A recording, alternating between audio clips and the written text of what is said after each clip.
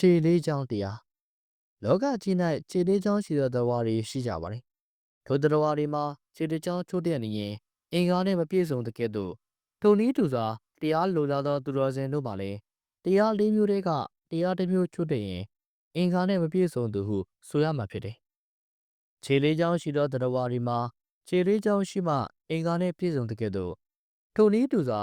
တရားလိုလားသောသူတော်စင်တို့မှလည်းတရားလေးမျိုးရှိမှအင်္ဂါပြည့်စုံသူဟုဆိုရမည်ဖြစ်သည်တရားလေးမျိုးဆိုသည်ကအချားမဟုတ်တရားတိလကမာရိဝိပဿနာဆိုသည်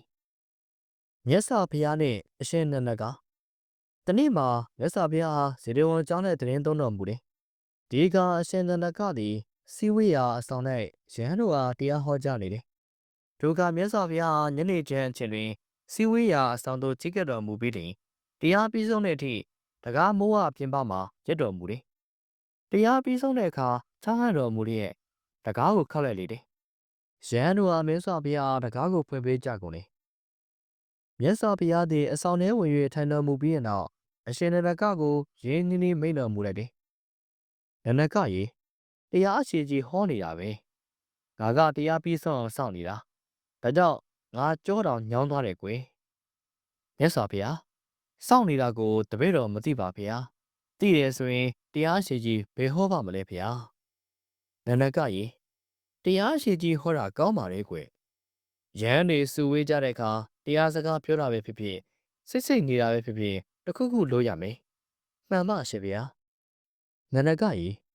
ယဟန်ဆိုတာတရားလေးမျိုးပြည့်စုံရမယ်မှန်ပါရှင်ဗျာနန္ဒကရေအကျုပ်ယဟန်ဟာတရားတော့ရှိတယ်ဒါပေမဲ့တီလာမရှိဘူးဒါဆိုရင်မပြည့်စုံသေးဘူးဒါကြောင့်ငါသည်တရားတီလာနှစ်မျိုးလုံးပြည့်စုံအောင်ကြိုးစားမယ်ဆိုပြီးတရားနှစ်မျိုးလုံးပြည့်စုံအောင်ကြိုးစားရမယ်မှန်ပါအရှင်ဖေဟာနန္ဒကရေတချို့ယဟန်ဟာတရားတီလာတော့ရှိတယ်ဒါပေမဲ့တမာတိမရှိဘူးဒါဆိုရင်မပြည့်စုံသေးဘူးဒါကြောင့်ငါသည်တရားတီလာတမာတိသုံးမျိုးလုံးပြည့်စုံအောင်ကြိုးစားမယ်ဆိုပြီးတရားသုံးမျိုးလုံးပြည့်စုံအောင်ကြိုးစားရမယ်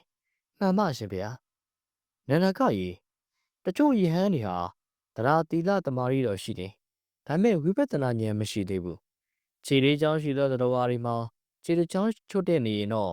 အင်္ဂါနဲ့မပြည့်စုံသလိုတရားတိရတမာရီရှိပေမဲ့ဝိပဿနာဉာဏ်မရှိတဲ့ယဟန်မှလည်းမပြည့်စုံသေးဘူး။ဒါကြောင့်ငါသည်တရားတိရတမာရီဝိပဿနာ၄မျိုးလုံးပြည့်စုံအောင်ကြိုးစားမယ်ဆိုပြီးတရား၄မျိုးလုံးပြည့်စုံအောင်ကြိုးစားရမယ်။တရား၄မျိုးလုံးရှိမှသာပြည့်စုံတဲ့ယဟန်လို့ဆိုရမှာဖြစ်တယ်။မှန်ပါရှင်ဗျာ။မြတ်စွာဘုရားသည်ဤတရားကိုဟောတော်မူပြီးတဲ့နောက်နေရာမှထကကျောင်းဆောင်ထဲသို့ဝင်တော်မူသွားလေသည်